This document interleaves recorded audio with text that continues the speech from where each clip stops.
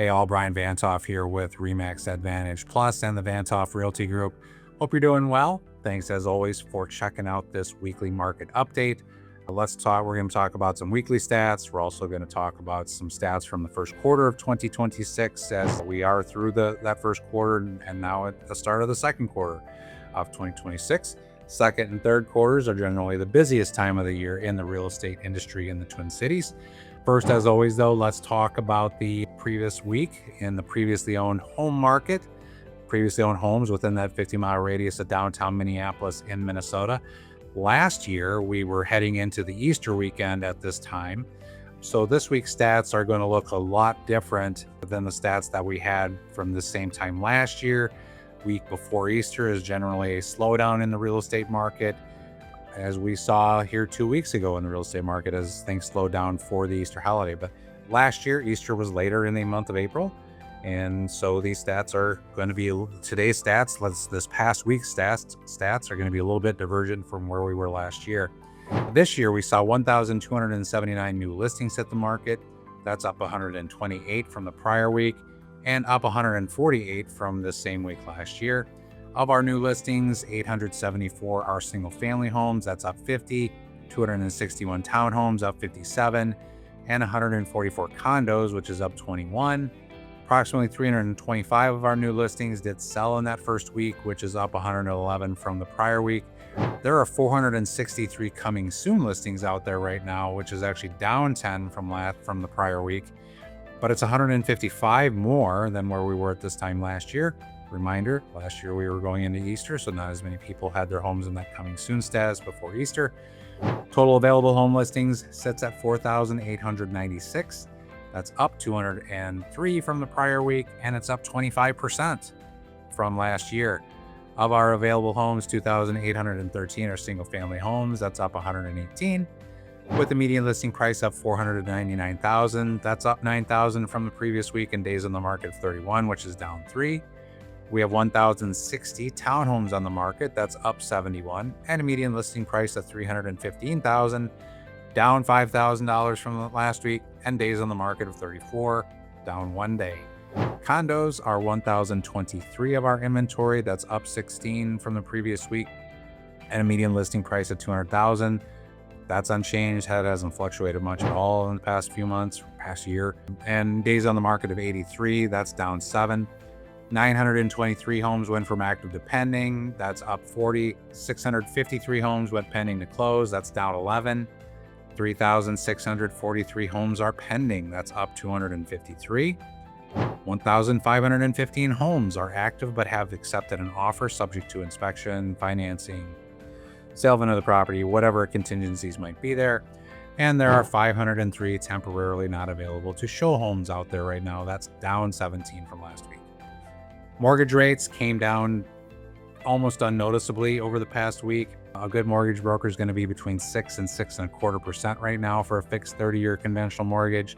That is up 1/8 from 1 month ago, unchanged from 3 months ago, up 1/4 from 6 months ago, down 1/4 from 9 months ago, and unchanged from where we were 1 year ago. Showing activity actually jumped very significantly this past week to 19,660 realtor scheduled showings. That's up 5,785 showing requests from the week prior.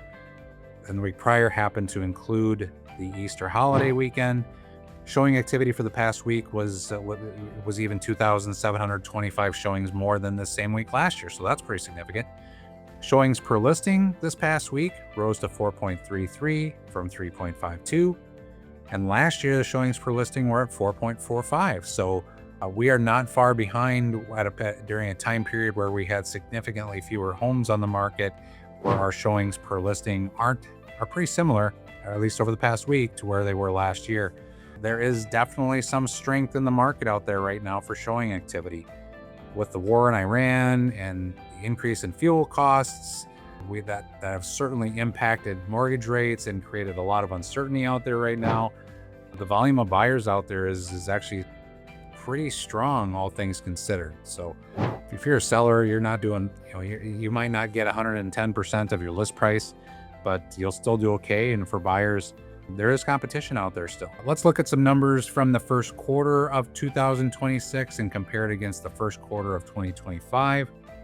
Looking at the 13 county Twin Cities region, the first quarter saw 14,552 new listings. That's down 1.1% from 2025. Number of closed sales in the first quarter of 2026 was 7.8% lower than 2025 at a total of 7,430. So we were a slower first quarter of 2026 than we were for 2025 on a closed homes basis. The median closed sale price in the first quarter of 2026 was actually identical to 2025 at $380,000. So our prices really aren't that significantly different this year than last. The average price per square foot was up 1% this year compared to last. So price per square foot actually was technically just slightly higher. Through the first quarter of this year, sellers generally received on average 97.7% of their original list price. Last year, it was 98.1%. So what's really going on in the real estate industry? What's it looking like to me, or what it's looking like to me is a slow to flat price growth period this spring, kind of with the global uncertainties that are going on out there.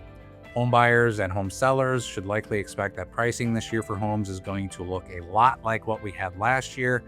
This really actually could be mutually beneficial, having a balanced spring market for buyers and sellers. Sellers who are also buyers could see great opportunities. Sellers have accumulated significant equity in their single-family homes over the past 5 years, with home prices rising on average a total of 27%. Over the past 2 years, home prices have appreciated about 7.5%. With interest rates in the low sixes right now and gas prices a little higher, I anticipate that we're going to see little to no growth in home price appreciation this year. Didn't see a lot of home price growth in 2023 either, but we also didn't see that many homes on the market. So this year, the price stability that we're going to see isn't because there aren't enough buyers out there. It's just because we have a little bit more of a balanced market. We have more listings, we have more buyers, and that's a good thing. That's not a bad thing at all. So what does this mean? What this means is opportunity. Entry-level buyers are going to find nice opportunities to get into a good home at a good price. Home prices are not likely to go down, just really stay flat this spring. And sellers who have owned their home for the past 5 to 7 years have a significant amount of equity where they can take it out and roll it into that move-up home, also at a reasonable price, without as much competition to force you as a seller who is also a buyer into making bad or rushed decisions. If we get back to mortgage rates in the high fives, which is where we were at before the Iran war started, I foresee home prices probably spiking anywhere from 3 to 5%, and more competition, more buyers.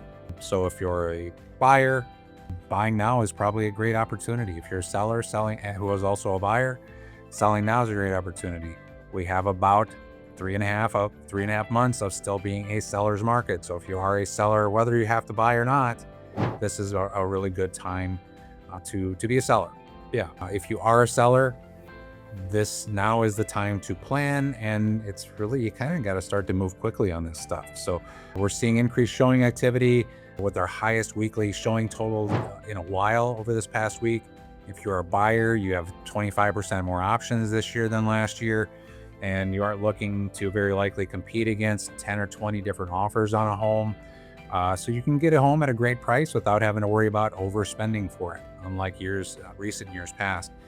Keep in mind, owning a home that you are going to live in is a long-term play. It's not a short-term play. You need to have a long-term outlook on your life when it comes to home ownership. You will always need a place to live for the entirety of your life, and timing the real estate market really is not something that you should focus on when looking at what is 50 years, what is 40 years, what is 60 years look like? Where am I going to be living at that point? You don't know. We don't know. But you probably are going to be a homeowner for a long period of time. So it's time to get in, start building that equity. It's time to start now. If you are financially ready, if you've saved something of a down payment, it doesn't have to be a ton, it just has to be something. For homeowners who are growing your current home and want to leverage up, now is the time to sell. Take your equity, leverage up into that move-up home that will allow you to create more equity over the long term. So that's what I got for the week. I'd love to be your realtor. I'd love to be the person who helps you plan for your future and make your dreams a reality. Please feel free to reach out anytime. My phone number is 612-865-3158. I'm here to be your real estate resource in really what can be a very confusing environment. So I look forward to hearing from you, and I hope you have a great day. Thank you.